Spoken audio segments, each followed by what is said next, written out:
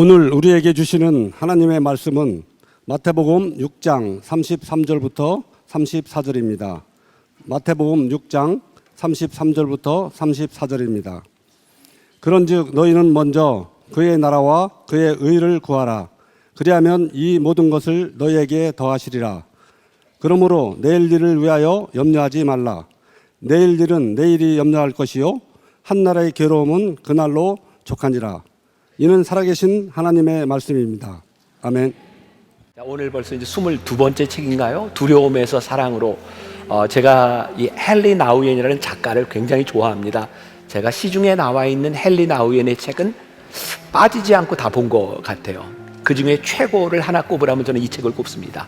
이 책은 그냥 책 한 권을 쓴 것이 아니라 좋은 책의 글들을 모아놨는데 굉장히 좋습니다. 제가 이 책을 읽으면서 느꼈던 감정이 행복하다는 거였어요. 좋은 책을 만났을 때 느껴지는 그런 행복함, 그렇게 좋은 책입니다. 오늘 이 책이 어떤 책인지 도슨트를 통해서 소개를 받고 말씀으로 들어가겠습니다. 우리는 누구나 마음으로부터 기도하고 싶다고 말하지만 현실은 복잡합니다. 끊임없이 생각은 떠오르고 사람들의 시선에 휘둘리며 늘 무엇을 해야 할 것 같은 강박 속에서 살아갑니다. 헨리 나우엔의 두려움에서 사랑으로는 이런 삶의 소용돌이 속에서 조용히 기도는 하나님과 함께 한가해지는 것이라고 말합니다. 나우엔은 심리학과 신학을 아우른 깊이 있는 시선으로 우리가 왜 기도하기 어려운지를 해부하고 그 기도가 어떻게 두려움에서 사랑으로 우리를 이끄는지를 보여줍니다. 책은 영성 개발을 하나의 이행으로 제시합니다. 불투명에서 투명으로, 망상에서 기도로, 슬픔에서 기쁨으로, 그리고 마지막에는 두려움에서 사랑으로. 이 과정은 추상적인 이상론이 아니라 기도, 긍휼, 공동체라는 구체적인 훈련 안에서 이루어집니다. 그 중에서도 핵심은 머리에서 가슴으로 내려가는 여정입니다. 끊임없는 상념에서 벗어나 하나님의 면전 앞에 서는 것. 그것이야말로 진정한 기도이자 영성의 시작입니다. 이 책의 절정은 제목이기도 한 두려움에서 사랑으로의 이행입니다. 우리는 대인관계 속에서 끊임없이 두려움을 느낍니다. 저 사람은 나를 어떻게 생각할까? 나는 지금 사랑받고 있는가? 이런 질문들은 우리로 하여금 두려움의 집에 머무르게 합니다. 하지만 하나님은 우리를 사랑의 집으로 초대하십니다. 그 집으로 들어가는 문은 기도입니다. 이 책은 단지 마음을 다잡는 법을 알려주지 않습니다. 오히려 마음 그 자체로 하나님 앞에 서는 법을 알려줍니다. 두려움을 넘어 사랑으로 나아가고 싶은 이에게 이 책은 가만히 속삭입니다. 지금 그분의 사랑 안에 머물 수 있습니다. 이제 말씀 속으로 들어가겠습니다. 설명만 들어도 너무 매력적이지 않아요? 근데 저는 이제 이 매력적인 이야기들을 그냥 이렇게 추상적인 것으로만 듣지 않고 우리의 신앙에 실천해 보면 좋겠다. 제가 오늘 말씀을 나누면서 오늘 제가 생각하는 설교의 승리는 여러분들이 말씀을 듣고 여러분들의 삶의 한가운데서 실천하는 단계까지 가도록 제가 이끌어내는 것이라고 생각해요. 제가 가끔 그런 질문을 하죠. 여러분들에게 오늘 말씀을 통해 설득 당할 준비가 되어 있습니까? 아니면 나는 절대로 설득 안 당할 거야, 이런 생각을 하고 계세요. 오늘 굉장히 어려울 것으로 예상이 됩니다. 제가 이 난관을 뚫고 한번 이렇게 말씀으로 설득을 좀 해보고 싶어요. 영성이라고 하는 것은 무엇일까? 우리들이 많은 이렇게 정의를 내릴 수 있지만 우리가 흔히 동양 철학에서는 우리들이 어떤 단계까지 올라가는 것을 자꾸 비움으로 이야기를 합니다. 내 속에 있는 욕심, 내 생각들을 다 비워내는 것, 이게 이제 영성이라고 이야기를 하는데, 우리가 믿는 신앙 기독교에서는 단순히 비움으로 끝나는 것이 아니라 비움에 대한 목적이 있습니다. 뭘까요? 채우기 위해서입니다. 우리가 나를 비워내고 내 욕심을 비워내고 성령으로 우리들이 채웠을 때, 나는 여기에서 한 단계 저는 더 이야기하고 싶은 게, 채우는 것으로 끝나는 것이 아니라 이 채움이 흘러 넘치기 시작할 때 이것이 우리들의 삶에 나타나는 영성이 아니겠는가. 이 책에서는 이런 표현을 합니다. 영성 개발은 자신을 비우고 성령으로 충만해지는 과정이다. 근데 우리는 영성을 무엇로 착각해요? 어떤 프로그램에 참여하는 것으로, 어떤 때는 우리들이 어떤 지식으로 채우는 것으로. 그런데 우리의 영성은 나를 비우고 성령으로 충만케 되는 것이다. 그래서 영성은 성령이 우리 가운데 임했을 때 필연적으로 우리들의 삶에서 성령의 열매로 나타나야 되는 거예요. 저와 여기 있는 여러분들 모두가 누구도 완전하지 못합니다. 그러나 성령의 열매를 나타낼 수는 있다고 생각합니다. 우리가 하나님 믿는 사람이면 그 믿는 사람의 모습이 성령의 열매를 통하여 나타나야 되는 거죠. 오늘 이 책은 세 가지의 중요한 주제를 다루고 있습니다. 하나는 기도, 또 하나는 긍휼, 그리고 또 하나는 공동체에 대한 이야기입니다. 우리가 또 깨닫게 되는 게 있죠. 20여 권의 책을 우리들이 함께 공부하는 동안 어쩌면 저렇게 주제가 동일할 수 있을까? 이건 어떤 의미일까요? 우리가 알고 우리들이 믿어야 되는 진리는 그렇게 많은 데 있지 않다. 아주 중요한 핵심적인 부분들, 오늘도 이 세 가지의 주제를 다루게 됩니다. 첫 번째, 기도에 대해서 헨리 나우에는 이렇게 얘기합니다. 하나님과 함께 한가해지는 것이 기도다. 이 부분은 제가 이전에도 몇 번 인용한 적이 있는 말이죠. 지속적인 하나님과의 관계 속으로 우리들이 들어가게 될 때 우리들은 참다운 기도를 하게 되는데, 일정 부분 이 부분은 훈련이 필요하다는 거예요. 그 제자도라고 하는 말이 영어로 discipleship이라고 이야기를 하는데, 이 말은 discipline, 훈련이라는 말과 어원을 같이 하고 있죠. 영성은 한순간에 만들어지는 것은 아니다. 기도 훈련은 우리들이 제자로 살아가기 위해서 우리들의 삶에서, 저는 이렇게 표현을 하고 싶어요. 우리들이 기도할 때 하나님의 공간을 만드는 것이다. 오늘 제가 본문으로 택한 이 말씀, 여러분들 제가 누차 이야기하지만 이번 이 주말의 명작 시리즈에는 본문을 가지고 풀어나가는 것이 아니라 이 내용에 맞는 본문을 가져오게 되는 거예요. 오늘 세 개의 주제 가운데 오늘 이 부분을 제가 택한 이유가 있습니다. 마태복음 6장 33절에 그런즉 너희는 먼저 그의 나라와 그의 의를 구하라. 그리하면 이 모든 것을 너희에게 더하시리라. 그리고 다음 부분은 여기에 부연된 설명에 불과해요. 그의 나라와 그의 의를 구하라. 제가 또 가끔 이런 표현을 쓰죠. 양심에 손을 얹고 한번 생각해 보자. 우리들이 기도할 때, 저와 여러분들은 기도할 때에 그의 나라와 그의 의를 구하는 기도를 하나요? 아니면 우리들이 오늘 구하고 있는 우리들의, 좀 나쁘게 얘기하면 욕망, 욕심, 그런 것들을 우리들이 하나님께 구하고 있나요? 우리 기도 안에 하나님의 나라와 하나님의 의, 하나님의 공간이 만들어질 때 그것을 우리는 참 기도라고 말할 수 있는 거죠. 제가 이번 주간에 교회를 아직 다녀본 적이 없는 한 사람하고 이렇게 성경 공부를 통해서 이야기를 나누게 되었어요. 제가 우상숭배에 대한 이야기를 하면서, 우상숭배란 단순히 어떤 형상을 만들어 놓는 것이 아니라 우리들이 하나님께 기도할 때 신앙생활을 하면서 하나님을 구하는 것이 아니라 우리의 욕심을 구하는 것들이 우상숭배다, 이런 이야기를 했거든요.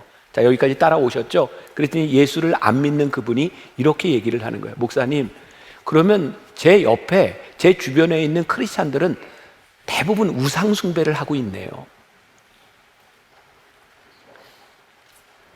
양심에 손을 얹고, 우리들이 하나님께 기도할 때 우리들이 구하는 것은 무엇인가? 하나님의 나라와 하나님의 의가 우리의 기도 가운데 있는가? 기도는 하나님과 함께 한가한 시간을 가지는 것인데 이게 굉장히 힘든 일이에요. 우리는 늘 기도할 때 어떤 유용성, 효율성들을 생각하죠. 여러분들에게 기도의 동기를 제공해 주는 게 뭐예요? 기도의 응답이잖아요. 자, 그러니까 이 말이 지금 되게 힘든 거예요. 우리는 받아들이기가. 왜? 우리는 모두가 기도에 응답받기를 원하는 마음으로 기도를 하는데, 이 헨리 나우에는 우리의 영성이 개발된다고 하는 것은 뭐냐면 효율성이나 어떤 생산성에 대한 문제가 아니라 하나님과 함께 한가한 시간을 가지는 단계에 들어가는 것이 기도다. 여러분들은 어떤지 모르지만 저도 늘 새벽에 제 얼굴을 보면서 시작합니다. 매일 묵상 365. 저도 딱 컴퓨터를 제 얼굴로 시작을 해요. 제가 행복할까요? 안 행복할까요? 행복해요. 그런데 문제는 뭐냐면 오늘도 저는 습관을 따라 굉장히 일찍 일어났어요. 그리고 이제 5시 반에 제가 이제 매일 묵상, 매일 만나 365를 딱 트는데 제 머릿속에 오늘 해야 될 일들이 생각이 나는 거예요. 요거 끝나고 제가 글을 완성해야 되는 것도 있고 예배 준비를 하고 교회에 가야 되는 일도 있고, 그러니까 제가 그 시간에 집중할 수가 없는 거예요. 한가할 수가 없는 거예요. 할 일들이 생각나니까. 그런데 어제 제가 이 설교를 했기 때문에 제 마음속에 그런 생각이 드는 거죠. 아, 그래, 내가 요 시간을 한가하게 보내보자. 내 말씀 가운데 내가 한가하게 보내보자. 그렇게 결심을 했더니 그 시간들이 한가해지더라고요. 그리고 그 시간이 편안해지더라고요. 아, 이게 훈련이라고 하는 거구나. 우리들의 삶의 분주함이 아니라 말씀과 기도 가운데 우리들이 한가한 시간을 가질 수 있는 것. 헨리 나우인이 이런 말을 해요. 기도는 다른 일들로 바빠지는 대신 하나님과 함께 한가해지는 것이다. 기도란 1차적으로 하나님의 임재 안에서 유용하거나 생산적인 일을 아무것도 하지 않는 것이다.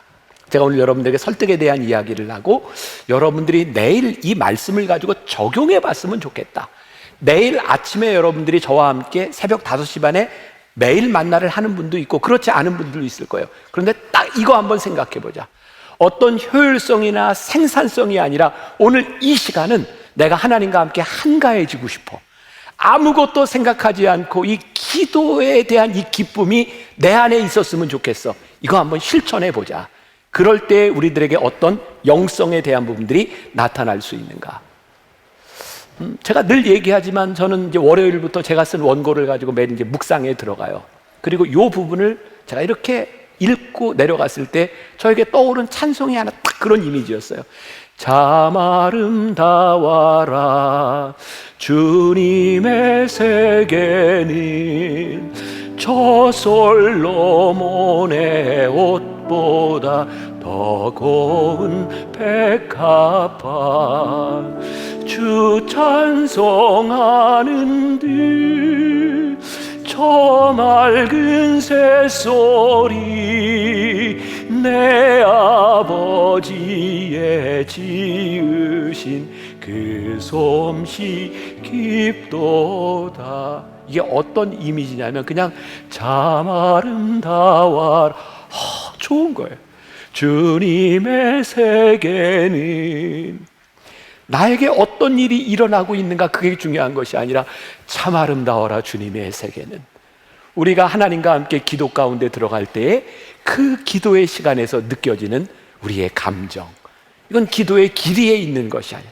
우리들이 얼마나 소리를 지르고 기도하느냐에 대한 것이 아니라 우리들이 하나님과 함께 한가한 시간을 가지고 있느냐에 따라 저에게 새겨진 이미지는 참 아름다워라 그 느낌이었어요. 또 이 헨리 나우에는 이 기도에 대해 이야기를 하면서 하나님과 단 둘이 있는 것이 기도다 이렇게 이야기를 합니다. 이 책에 이런 글이 있어요. 고독한 자리가 없으면 활동은 금세 공허한 몸짓이 된다.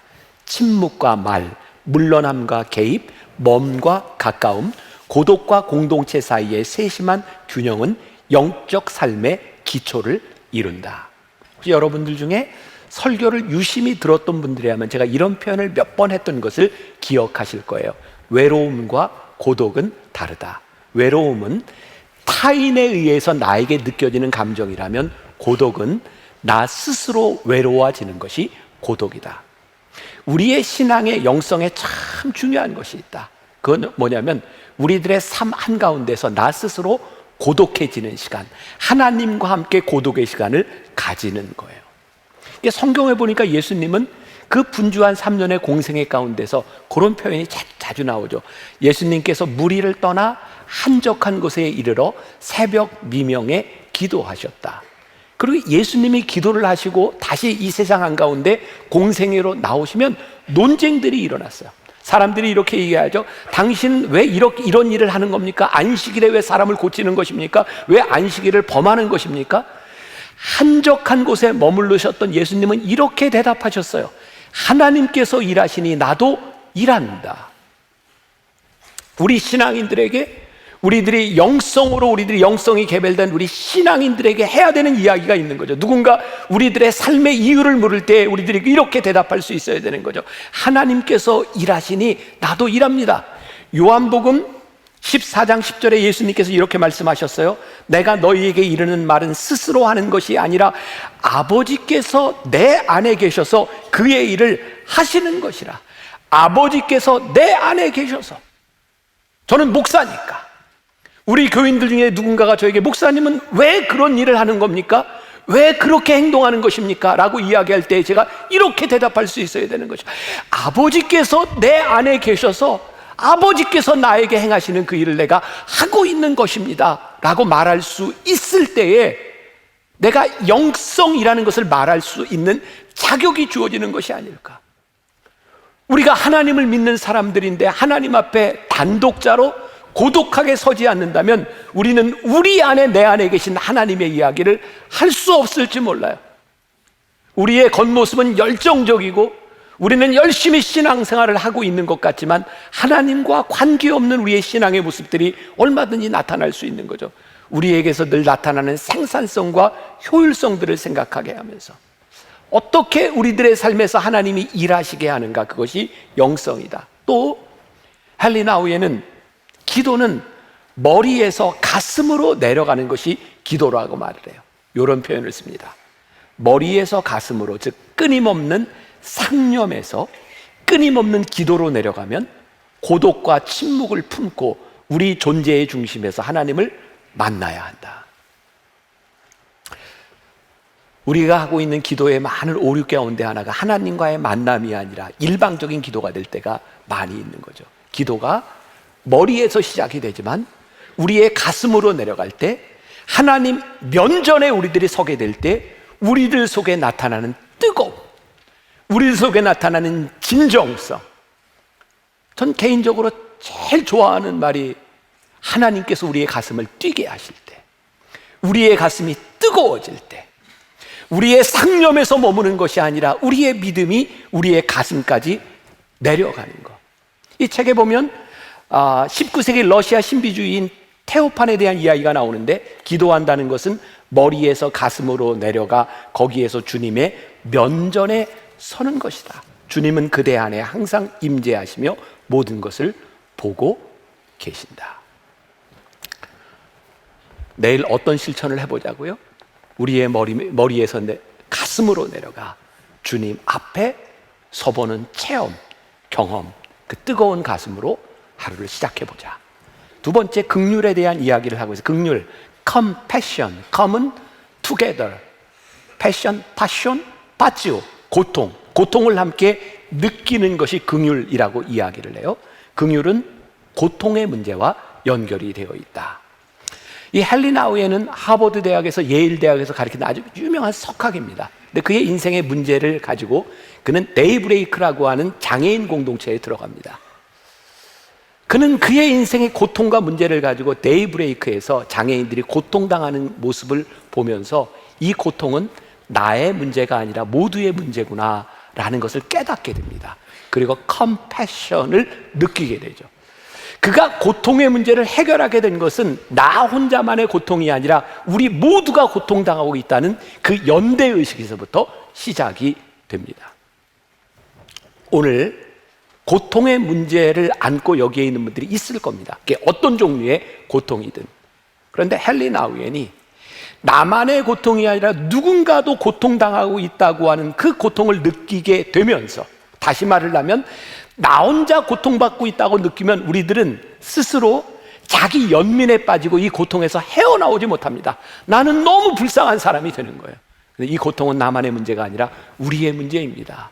그리고 고통을 함께 나누게 될 때 우리는 고통에 함몰되는 것이 아니라 함께 인내하며 고통을 치유하는 과정 가운데 들어가게 된다는 말을 하죠. 긍휼을 이렇게 이야기를 합니다. 내가 누군가의 고통과 함께하고 있다는 것을 느끼면서 긍휼함을 느끼는데, 긍휼은 고통당하는 것을 극복하는 방법을 가르쳐 주는 것이 아니라, 우리들이 긍휼이라는 것은 누군가의 고통을 함께 느끼기 시작하면서 우리들에게 오는 그 감정, 그것을 통해서 우리들이 치유의 과정들에 들어가게 된다는 거예요. 예를 들어 볼게요. 제가 코로나로 우리나라가 막 처음 힘들어질 때 그런 얘기를 했어요. 그때는 방송에서 코로나 몇 호 아마 한 30호까지는 코로나 걸린 사람들에 대한 막 추적을 하고 난리가 났던 것 같아요. 사람들이 되게 이런 반응을 보였습니다. 저 사람이 거기 가가지고 저 사람 때문에 이게 뭐야 막. 그래서 코로나 걸린 사람들을 너무나 많이 비난하는 거예요. 그래서 코로나에 걸린 사람들은 죄인처럼 자기의 정체도 드러내지 못하고 숨어 지내야 되는 일들이 많았어요. 그때 제가 그런 얘기를 했던 기억이 나요. 여러분, 저 코로나에 걸린 사람들이 걸리고 싶어서 걸린 사람이 누가 있겠습니까? 그들을 향해 비난의 손가락을 내미는 것이 아니라 그들의 아픔이 느껴지면 좋겠습니다. 그들뿐만 아니라 우리도 코로나에 걸릴 수 있는 개연성이 있는 사람들인데, 누군가의 잘못을 비난하는 것이 아니라 그들의 아픔들이 우리들에게 느껴지면 서로 이렇게 포용하고 서로 감싸줄 수 있지 않겠습니까? 공동체를 깨는 가장 아픈 것이 뭐였냐면 긍휼, 컴패션을 느끼지 못하는 것이라는 생각을 했어요. 우리 안에 일어나는 수없이 많은 문제들 가운데 그 고통의 문제가 나의 문제로 인식되지 않기 때문에 우리들에게 느껴지는 감정들. 제가 수년 전에 네팔에 우리 교회 선교팀들, 의료 선교팀들 같이 갔을 때 일입니다. 네팔에 간 이유는 딱 한 가지입니다. 그 사람들을 돕기 위해서 갔습니다. 도착하는 첫날부터 화가 났어요. 교통이 너무 무질서한 거예요. 너무 예의가 없는 거예요. 게다가 너무 지저분한 거예요. 이런 땅에서 사는 것 자체가 너무 힘들고 사람들이 너무 예의가 없고, 그들을 위해 갔는데 긍휼한 마음이 생기지를 않는 거예요. 화가 나는 거예요. 근데 며칠을 지나는 동안 그 나라에 대한 이야기를 듣게 됐어요. 네팔이라고 하는 그 작은 나라가 인도와 중국과 국경을 접하고 있는데, 히말라야에서부터 내려오는 수많은 그 수력 자원이 있음에도 불구하고 인도에서 댐을 막아버리면, 자원을 딱 봉쇄하면 아무것도 할 수 없는 나라가 네팔이고, 중국에서 국경을 딱 봉쇄해버리면 수출과 수입, 물자가 오고 갈 수 없는 고통 속에 빠지는 나라가 네팔이라는 나라고, 역사와 그들의 아픔이 느껴지기 시작했어요. 갑자기 불쌍히 여기는 마음이 들더라고요. 우리 선교팀들하고 그런 얘기를 나누었어요. 이 네팔에도 우리나라 옛날에 새마을 운동 같은 그 운동이 좀 일어났으면 좋겠다. 우리가 이 나라를 위해서 해줄 수 있는 일이 무엇일까? 긍휼히 여기는 마음들이 계속해서 일어나기 시작했어요. 참 신기하죠. 그들의 아픔을 느끼지 못했을 때는 저에게 긍휼함이 없었어요. 아픔이 보이니까 긍휼한 마음들이 제 안에 생겨지는 거예요. 우리가 기도해야 될 것이 있는 거예요. 하나님, 우리들에게 이 긍휼함, 고통이 나의 문제뿐만 아니라 그 사람의 문제뿐만 아니라 우리의 문제인 것이 느껴지게 하여 주옵소서. 이 컴패션, 긍휼이 우리의 영성의 중요한 요소. 세 번째, 공동체에 대해 이야기하면서 이런 표현을 씁니다. 무기력한 존재가 되기. 그가 깨달았던 진정한 공동체는 포용하는 거예요. 근데 포용이 되게 힘듭니다. 저는 말씀을 이렇게 준비할 때 상상을 많이, 말씀으로 상상을. 저에게 포용이라고 하는 게 그런 이미지로 다가오더라고요. 이렇게 누군가를 안아주는 것인데, 이렇게는 절대 안아줄 수 없어요. 누군가를 안아주기 위해서는 팔을 벌려야 하고요. 그리고 내 마음을 열어줘야 되고요. 이 팔을 벌리지 않는 포용은 자기 방어일 수밖에 없는 거예요. 우리가 팔을 벌린다고 하는 것, 내 마음을 내어준다고 하는 것은 무엇일까요? 내 판단이 아니라 내가 무기력한 존재가 되지 않으면 절대로 포용은 되지 않습니다. 그러면 무기력한 존재가 된다고 하는 것은 어떤 의미일까? 저는 이 책 한 권 가운데서 딱 하나만 끄집어내라면 저는 지금 이 이야기 하나를 끄집어내고 싶어요. 낭독을 통해서 들어봅시다. 어느 날 자잘한 물건을 팔러 시내로 가던 사막의 교부 아가톤이 길가에서 두 다리가 마비된 지체 부자유자 남자를 만났다. 그가 어디를 가느냐고 묻기에 아가톤 교부는 물건을 팔러 시내에 갑니다 라고 대답했다. 남자는 나도 데려가 주시오 라고 부탁했다. 그래서 아가톤은 그를 업고 시내로 갔다. 장애가 있는 남자는 아가톤에게 당신이 물건을 파는 곳에 나를 내려주시오 라고 말했다. 그는 그렇게 해주었다. 물건 하나가 팔리자 남자가 얼마에 팔았소? 라고 묻기에 아가톤은 값을 말해주었다. 장애가 있는 남자가 나한테 빵을 사주시오 라고 해서 그는 빵을 사주었다. 아가톤 교부가 두 번째 물건을 팔자 이번에도 그 남자는 얼마에 팔았소? 라고 물었고 그는 값을 말했다. 그러자 남자가 나한테 이것을 사주시오 라고 해서 아가톤은 사주었다. 물건이 다 팔려 아가톤은 떠날 채비를 했다. 남자가 돌아가시오 라고 묻기에 아가톤은 이해라고 대답했다. 그러자 남자가 부탁이니 나를 원래 있던 자리로 도로 데려다 주시오 라고 말했다. 아가톤은 다시 그를 들쳐업고 그 자리로 데려다 주었다. 그때 장애가 있는 남자가 말했다. 아가톤, 당신은 하늘에서도 땅에서도 하나님의 복으로 충만하오. 아가톤이 눈을 들어보니 그 사람은 온데간데 없었다. 장애가 있는 그 남자는 주님의 천사였다. 우리들이 공동체 안에서 누군가에게 긍휼을 베푼다고 하는 게 굉장히 힘듭니다. 이유가 뭔지 아세요? 우리들이 생각하는 마음들이 있기 때문입니다. 우리들이 생각할 때 나는 선한 마음을 가지고 있지만 이용당하는 것 같아. 아니, 이 정도면 됐지. 이렇게까지 요구해야 되는 거야? 우리의 선한 의지와 의도가 누군가에게 이용당하고 있다고 생각하는 것만큼 우리를 힘들게 하는 것이 없습니다.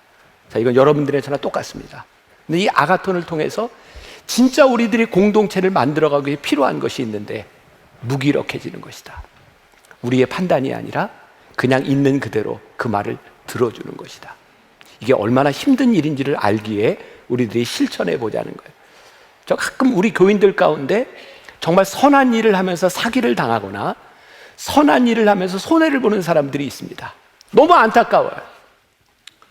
근데 그런 생각을 하게 돼요. 당신의 복입니다. 당신은 하늘에서나 땅에서나 하나님의 사람입니다.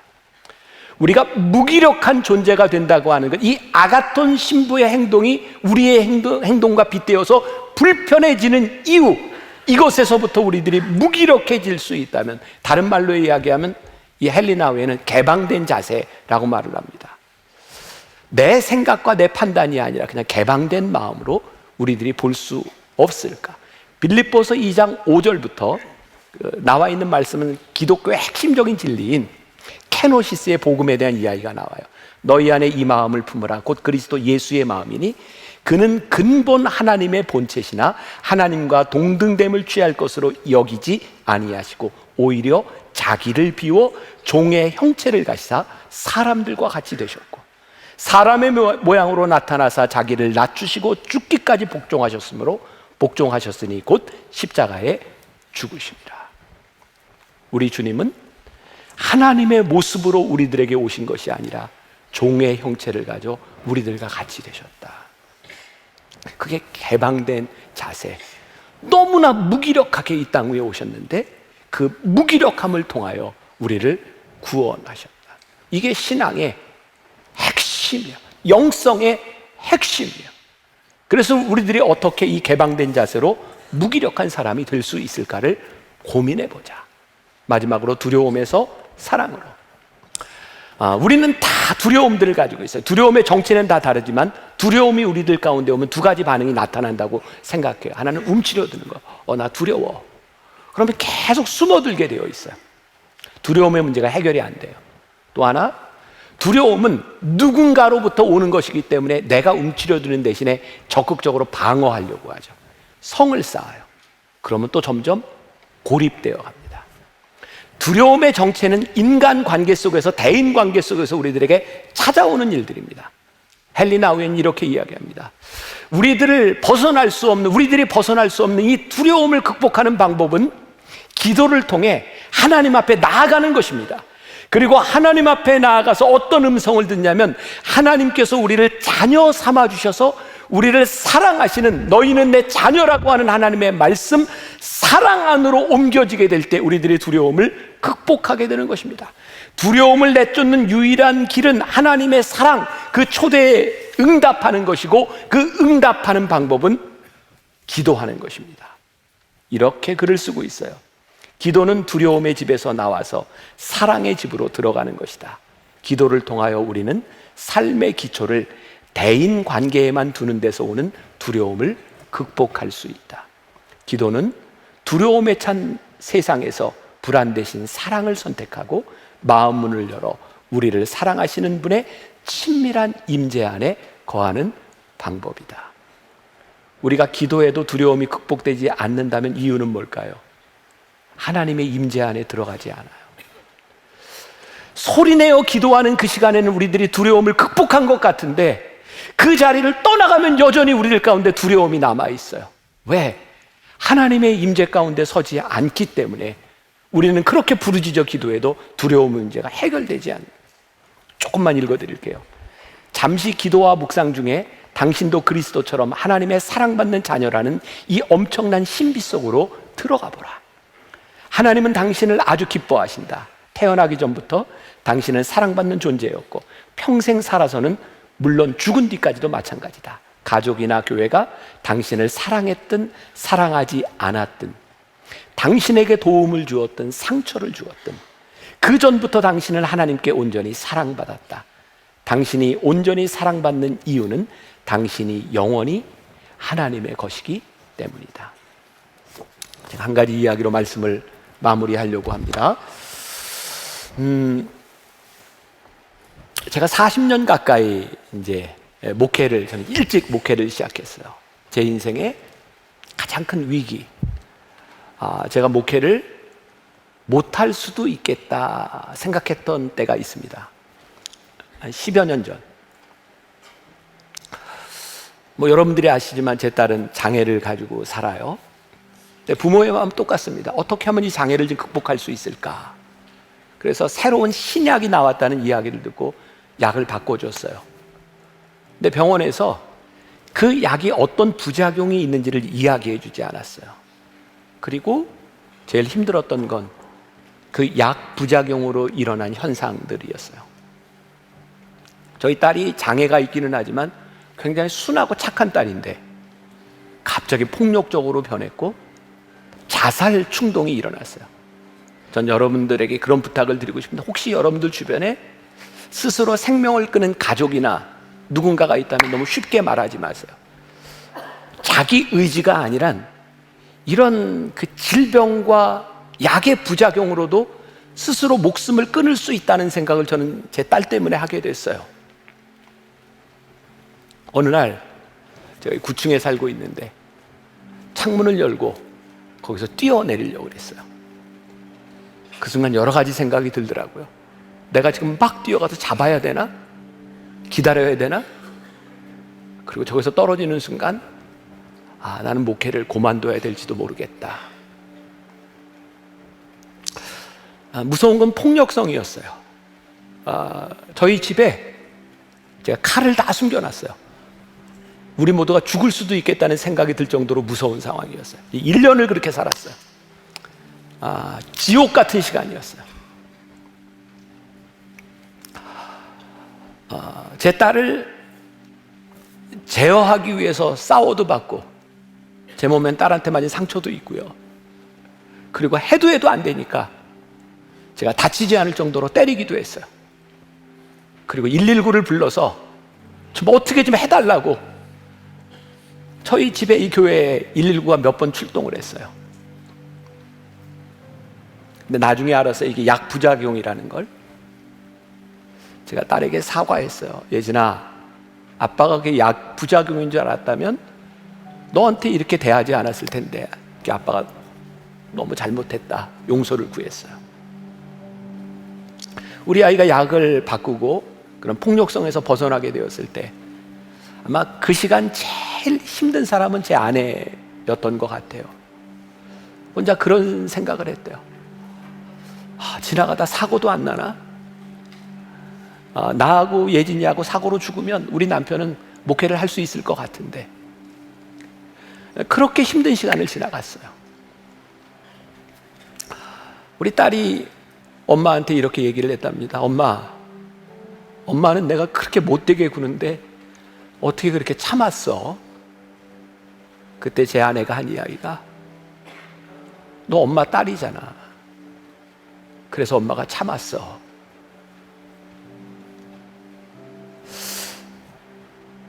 우리는 우리의 스스로 잘못이든 아니든 혹은 어떤 이유로든 우리들의 삶에 두려움들이 있어요.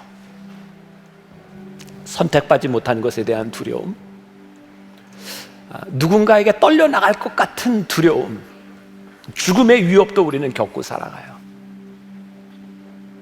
하나님께서 우리들에게 이렇게 말씀하세요.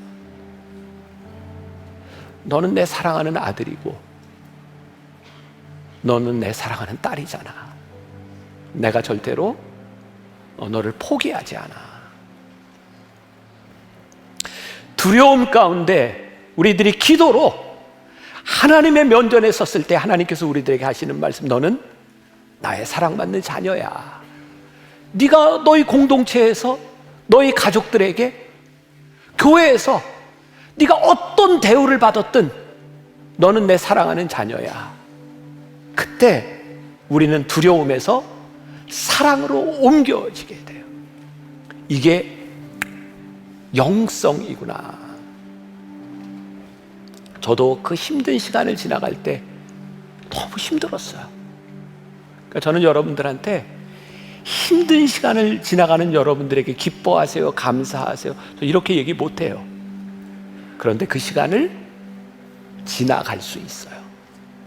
두려움에서 사랑으로 옮겨질 수 있어요. 그러면 여러분들도 저처럼 이렇게 긴 시간이 지나서 그때를 이야기할 수 있어요.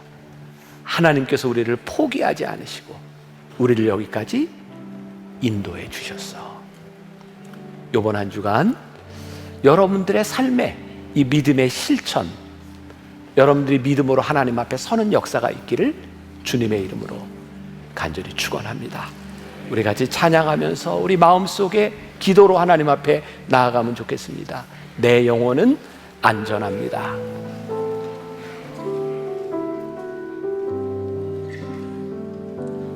내 아버지 그 품 안에서 내 영혼은 안전합니다. 주 손길로 내 삶을 아느시니 그 평강이 나를 덮습니다. 나 비록 넘어지면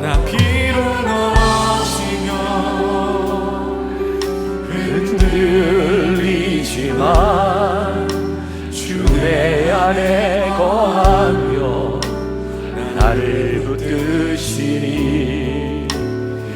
내 생각을 주께로 돌리고 주시는 평강의 옷을 입습니다.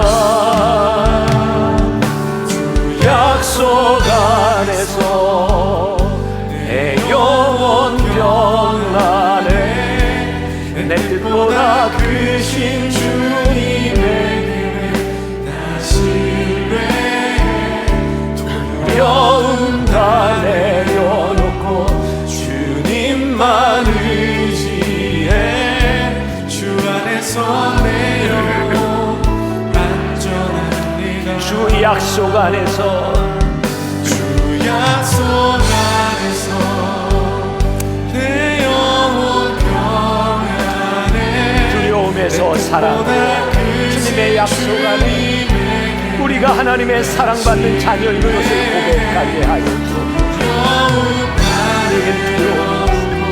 하나님, 우리들에게는 부족함이 있습니다. 사람들 관계에서 깨어진 아픔들이 있습니다. 우리가 하나님 앞에 믿음으로 설 수 있기를 원합니다. 주님 앞에 우리 믿음으로 설 수 있기를 원합니다. 내 영혼 평안에 내 뜻보다 크신 주님에게 나 지뢰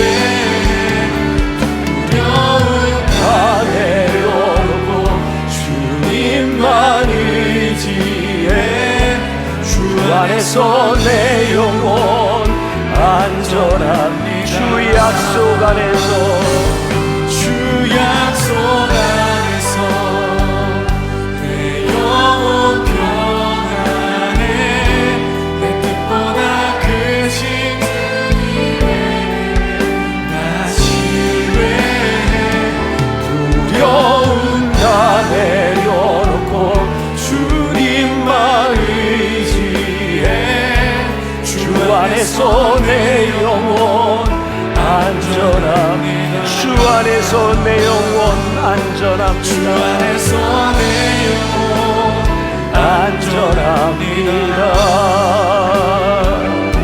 주 안에서 내 영혼 안전합니다.